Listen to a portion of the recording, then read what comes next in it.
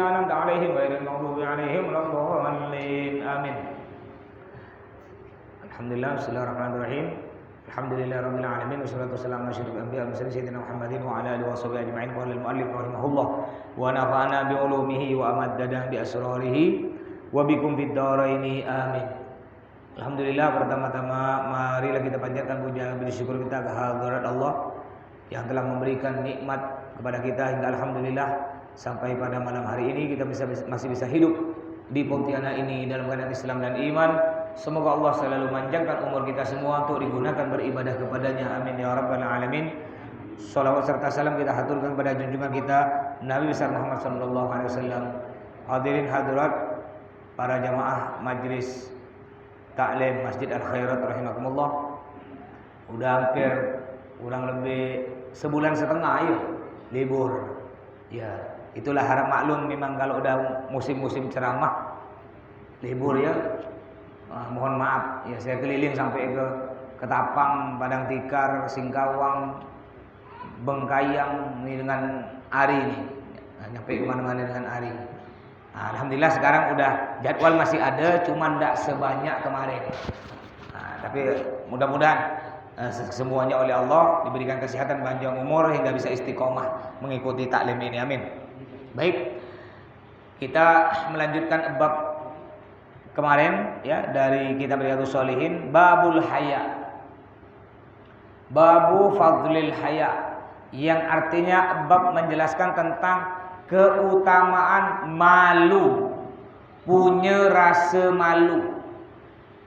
An Ibnu Umar radhiyallahu anhu Nabi Muhammad SAW bersabda, anna Rasulullah SAW, suatu hari Nabi Muhammad marra ala rajul minal ansor, melewati seorang ansor, ya, wa huwa ya'idu akhahu bil haya, faqala Rasulullah sallallahu alaihi wasallam da'hu fa innal haya minal iman.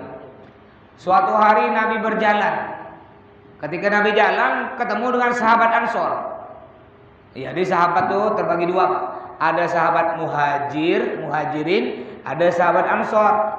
Ya, muhajirin ini artinya pindah, ngikut Nabi dari kota Mekah pindah ke Madinah.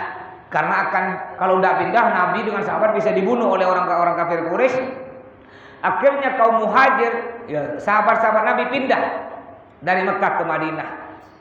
Di Madinah disambut oleh sahabat Ansor. Ya, Ansor yaitu penolong, yang nolong, yang bantu. Jadi masya Allah sahabat Ansor nih Pak ya, Bu. Jadi yang punya rumah dua, satu diberikan ke sahabat muhajir, sahabat yang pindah dari Mekah diberikan. Bahkan yang punya istri lebih dari satu, bapak punya istri 4, 3 istrinya dicerai, diberikan ke sahabat muhajirin. Istrinya diberikan, saking cintanya. Ya, kalau satu tak ada. Nah, kalau 2 tuh, 1 dicerai, diberikan ke sahabat muhajirin. Punya kebunnya besar 1 hektar, setengah hektarnya diberikan ke sahabat muhajirin, setengahnya diambil. Ini orang-orang sahabat Ansor rela berkorban. Jadi suatu hari Nabi Muhammad berjalan melewati sahabat Ansor. Pada waktu itu sahabat Ansor sedang menasehati adiknya tentang haya, tentang malu. Dinasihati, apa kau tuh? Gitu pun malu. Tak usah. Akhir kata Nabi apa? Da'hu fa innal haya minal iman. Biarkan. Karena malu itu sebagian daripada iman. Jadi orang yang masih punya rasa malu berarti masih punya iman. Sedangkan orang yang tak punya malu berarti imannya udah tipis dah. Sekarang ini banyak orang tak punya malu. Kalau tidak jaya, ini contoh ibu-ibu nih. Bu, kira-kira ibu berani tidak sekarang joget-joget di sini? Berani, Bu? Sebrek 1 juta, tapi joget di sini, berani? Tidak berani kan? Nah, tapi kenapa ibu berani joget di TikTok? Ayo, berani tidak joget di HP, Bu? Berani kan? Anak-anak ibu lah yang gadis-gadis tuh, yang sekolah SMP SMA, berani tidak dijoget di HP, Bu? Berani kan? Ini tak punya sifat malu. Joget di depan orang tak berani, tapi joget di depan HP berani. Padahal joget di HP ini di TikTok dilihat orang sedunia. Enggak malu. Saya punya ada santri, alumni perempuan. Jadi saya ini kan, saya TikTok punya, Instagram punya, cuma Facebook ya, saya tak mau Facebook. Ya, karena apa ribet Facebook itu ya, tak suka saya. Nah, TikTok baru saya punya untuk dakwah. Ini sekali ngelihat TikTok pas kebetulan tampil ada alumni Al Jihad. Ya, dia pakai jilbab, cuma nampak rambutnya sedikit. Joget, Bu. Joget gini-gini. Jadi agak, mohon maaf ya, agak nyembol-nyembol sedikit kayak mata ikan mas koki itu. Ya. Joget gini-gini. Astagfirullahaladzim kata saya. Nanti kau kalau ketemu ada acara alumni. Pas kebetulan ada acara alumni, dia datang. Saya buka, yang dia joget-joget, panggil kata saya. Sini, kau sini. Sini kau. Yang alumni laki-laki sini. Panggil. Kelilingkan. Tonton semua, lihat siapa yang joget nih. Lihat. Mas janganlah Mas, malu kami. Oh, kau malu? Malu ke Mas ya? Yang lihat cuma Mas sendiri, ini santri cuma 5 orang. Kau malu? Tahu dah kau yang ngelihat nih. Ini yang ngelihat semua orang sedunia. Abi ngelihat, Habib Toha ngelihat. Enggak malu kau? Langsung dia nangis, Pak. Besoknya Mas saya lihat dihapus, hilang dah semua. Ini banyak orang sekarang itu enggak punya rasa malu. Kalau di HP berani joget-joget bukan? Dalam rumah berani joget-joget karena anaknya disyuting. Ya. Nah, dimasukkan di Facebook. Sekarang ini udah zaman fitnah, udah akhir zaman. Dulu Bu ya. Zaman kita masih kecil, enggak ada orang berani pakai rok pendek nampak paha. Tak ada. Walaupun orang zaman dulu enggak pakai jilbab, enggak pakai kerudung, masih pakai rok panjang. Pakai apa tuh dulu zaman dulu tuh apa namanya? Kain tuh, perempuan kain panjang. Ya, enggak ada perempuan tuh pakai baju you can see. Enggak ada zaman dulu pakai baju abaya. Bukan abaya, apa namanya? Kebaya. Walaupun dia tak pakai jilbab, masih orang zaman dulu sopan. Sekarang anak-anak kita lihat nampak paha. Ya, bahkan yang lebih parah, ada orang pakai jilbab, tapi semuanya nyembol. Enggak malu. Ini nyembol semua nampak. Nauzubillah min dzalik. Kenapa? Karena udah dicabut oleh Allah rasa malunya, enggak punya malu. Ibu begitu, Bu. Ibu juga harus punya rasa malu di depan suami. Jangan sampai suami itu melihat kejelekan ibu. Jangan sampai suami mencium bau ibu. Umpama ibu biasanya ketiaknya bau. Ketiak bau kan? Sebelum ibu kawin, ketiak bau. Gimana caranya nanti ketika kawin, suami ibu enggak cium sedikit pun bau ketiak. Pakai macam-macam lah, pakai apa? Apa namanya itu? Rexona. Ada lagi yang murah meriah budak pondok biasa kayak batu tuh. Ngetawas. Itu budak pondok beli batu sini. Kongsi satu kamar, bukan satu kamar, satu RT. Sampai kecil tuh batu segini. Dari besar. Ya. Nah, terus Bu, jangan ibu harus punya rasa malu. Enggak usah kentut depan suami. Iya, kalau pengantin baru ibu nih. Tak mungkin pengantin baru berani kentut depan suami, tak mungkin. Ibu kalau pengantin baru nak kentut masuk WC. Kentut masuk WC. Pengantin baru. Cobalah kawin zaman setahun. Apalagi kawinnya 10 tahun. Suami kentut sekali, dia 10 kali. Lebih nyari lagi kentut keluar gitu. Udah tak punya rasa malu. Ibu harus jaga, Bu. Di depan suami. Ya, ibu depan orang tua kan kurang ajar. Kentut depan orang tua kurang ajar. Depan suami lebih kurang ajar lagi. Kenapa? Surga, Bu. Perempuan kalau belum kawin, surganya ada di bawah telapak kaki ibu. Tapi kalau perempuan udah kawin, surga istri berada di bawah telapak kaki suami. Artinya seorang istri lebih wajib taat kepada suami daripada taat kepada orang tuanya sendiri. Jadi ibu kalau udah kawin, suami ibu lebih mulia dari orang tua ibu sendiri. Pangkatnya berubah dah kalau udah kawin, Bu ya. Contoh. Cuma kadang-kadang bapak pun sebagai suami jangan keras kepala gak. Kadang-kadang suami ini tak mau galak. Ya, umpamanya Bu, orang tua ibu panggil, "Nak, buatkan bapak kopi. Berbarengan suami ibu manggil, sayang-sayang, masakkan abang Indomie.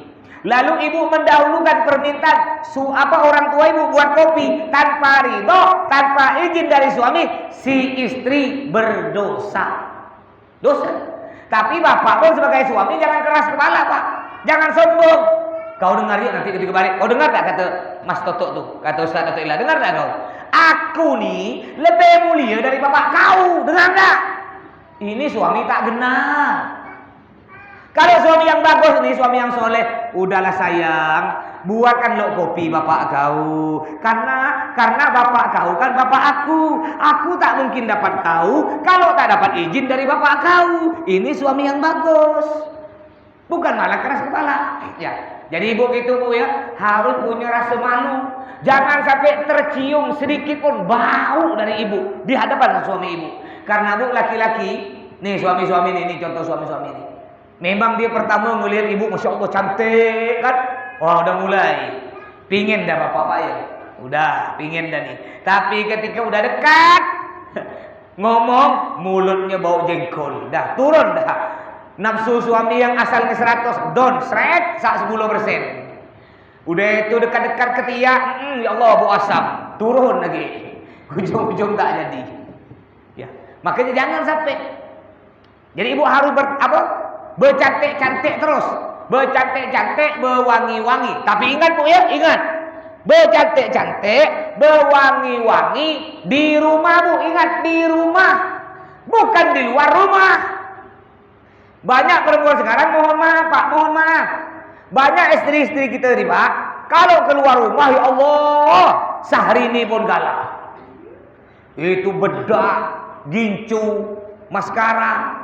Apa yang alis-alisan tuh, bukan alis, bulu mata tuh yang begini, pasang, semua dipasang, soda, sedo, semua dipasang. Udah itu minyak wangi 1 botol, habis. Minyak wangi 1 botol habis, baru keluar rumah. Keluar rumah cantik wangi. Tapi ketika dalam rumah, ya Allah, kadang-kadang cuma bergemban-gemban. Kadang-kadang ada istri kita, kadang-kadang cuma pakai kotang. Udahlah tali kotang lepas sebuti. Gimana suami tambah sayang? Dicium rambut bawa ketombe, cium mulut bawa petai, cium leher bawa kalpanak, di balik badan bawa nyak tanah.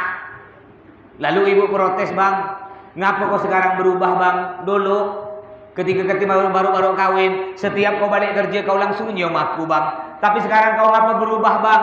Ngapa kau tak nyium aku lagi bang? Apakah kau tak sayang? Apa kata suami? Bukan aku tak sayang, kau bau, tahu? Pingsan aku nak nyium kau. Makanya harus punya rasa malu Bu. Jangan sampai terlihat sedikit pun jelek.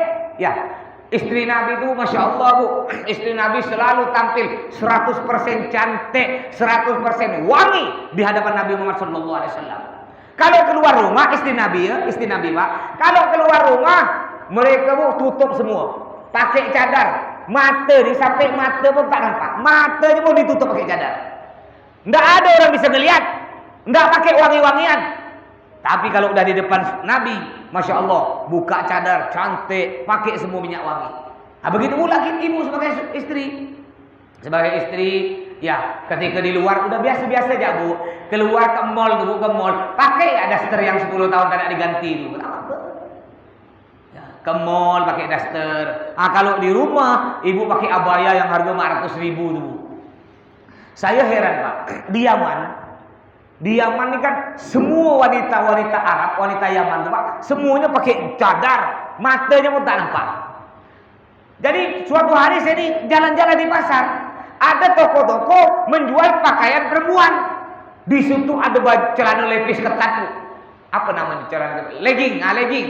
Ada jual celana legging, ada jual baju you can see, baju renang tuh, ada jual rok pendek. Saya heran. Saya tanya ke penjaga toko nih, Pak, ngapa pula di sini ada jual pakaian kayak gini nih? Ini kan pakaian-pakaian orang-orang kafir nih. Pakaian ada jual, tapi saya udah mundur di sini 1 tahun lebih, nggak pernah sih lihat perempuan pakai ini. Tapi kok ada dijual? Ini maksudnya apa nih? Apa kata orang Arab tadi yang jual? Dek, di sini nih orang semua kalau keluar rumah tutup aurat pakai cadar. Tapi nanti di hadapan suami, di hadapan suami dipakai kayak gini nih. Pakai baju renang. Pakai baju yang tipis-tipis yang kayak kaca tuh, tembus pandang. Pakai gitu. Ibu boleh sekali-sekali, Bu. Hari Senin ibu beli baju 7 macam. 7 macam. Jadi ketika suami ibu datang, sore-sore balik kerja datang, ibu cepat pesan dalam kamar. Hari Senin ibu jadi polwan. Tahu polwan?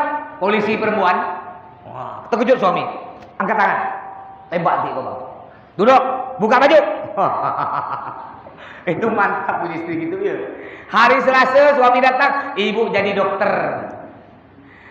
Yang hari Rabunya ibu jadi orang Arab pakai cadar, pura-pura malu-malu gitu. Itu suami tambah sayang.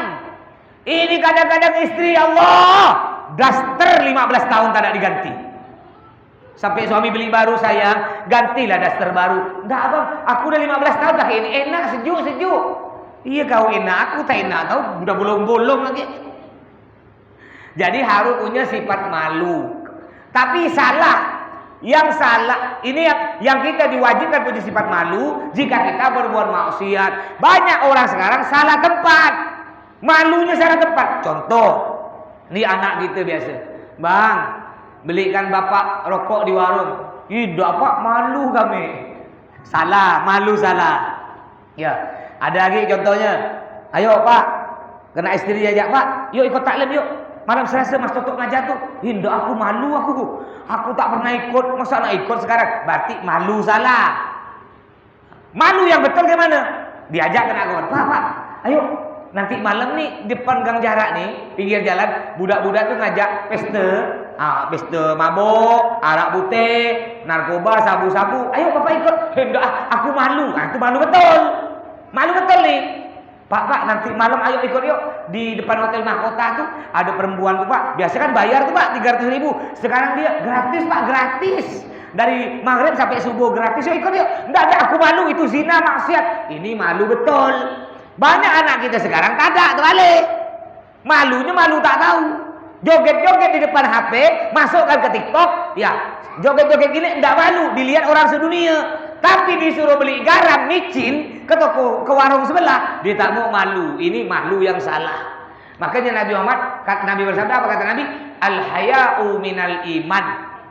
Malu itu sebagian dari iman. Nanti di akhir zaman, Pak, tanda-tanda kiamat kata Nabi Muhammad. Tanda-tanda kiamat orang tidak malu berzina di pinggir jalan. Berzina di pinggir jalan enggak malu. Dan sekarang udah mulai. Ya, berzinanya belum di pinggir jalan, tapi bunga-bunganya udah ada. Banyak budak-budak sekarang malu lah. Banyak dah, Bu, Ibu lihat dah, Bapak lihat dah. Perempuan laki-laki bukan suami istri gonceng, yang perempuan peluk-pelukan. Ada enggak? Banyak kan? Ini mohon maaf, ininya udah nempel ke yang laki-laki kayak suami. Udah ada kan? Banyak laki-laki perempuan jalan udah mulai gandeng tangan, terang-terangan, padahal bukan suami, bukan istri. Banyak ndak malu lagi suap-suapan, ndak malu lagi cium-ciuman. Ini masih bunga-bunganya zina. Nanti di akhir zaman pasti ini terjadi. Nabi ndak pernah bohong. Kata Nabi nanti di akhir zaman tanda-tanda kiamat orang tidak malu berzina di pinggir jalan, ndak malu. Ini udah mulai dah sikit-sikit nih, sikit-sikit. Ya, pakai rok pendek tak malu. Kadang kan di kolam renang, ibu pernah Bapak masuk kolam renang? Pakai kolam renang, pakai celana dalam ya tuh perempuan dengan kotak, ndak malu. Padahal orang banyak melihat. Ya, mudah-mudahan anak-anak kita oleh Allah diselamatkan. Saya ini keras ke anak saya. Ini tanya Ari. Anak saya tak boleh keluar rumah. Sangat keras. Peraturannya hanya boleh main dari rumah saya sampai rumah Abi. Nih, hanya di situ ya. Enggak boleh melewati batas. Sama dengan santri. Enggak boleh melewati batas. Main sepeda hanya situ ya. Enggak boleh melewati batas. Kalau ada laporan, kena saya dihukum. Saya keras. Ketat ke anak saya, keras ke anak saya. Kenapa? Karena zaman sekarang enggak sama dengan zaman dulu. Kalau zaman dulu Pak Bu ya, anak kita rumahnya di sini udah biasa main di Gertak 1, biasa tuh zaman dulu. Enggak serosak zaman sekarang. Zaman dulu belum ada narkoba. Ya zaman dulu belum ada macam-macam maksiat. Belum ada HP nih, perusak-perusak. Nah, kalau zaman sekarang jangan macam-macam. Anak kita dalam rumah ya rusak, apalagi di luar rumah. Jadi benteng terakhir gimana agar anak kita selamat? Benteng terakhir sisa satu. Apa? Didik anak-anak kita dengan pendidikan agama, masukkan mereka ke pondok pesantren. Terus kata Nabi Muhammad apa? Dalam hadis yang lain, al-haya'u la ya'ti illa bi khairin. Yang artinya sesungguhnya malu itu tidak akan mendatangkan kecuali kebaikan. Artinya orang yang pemalu itu pasti akan mendapatkan kebaikan. Tapi ingat, malu di sini malu yang diperbolehkan oleh Nabi Muhammad, yaitu malu dalam berbuat kesalahan, malu dalam berbuat kemaksiatan.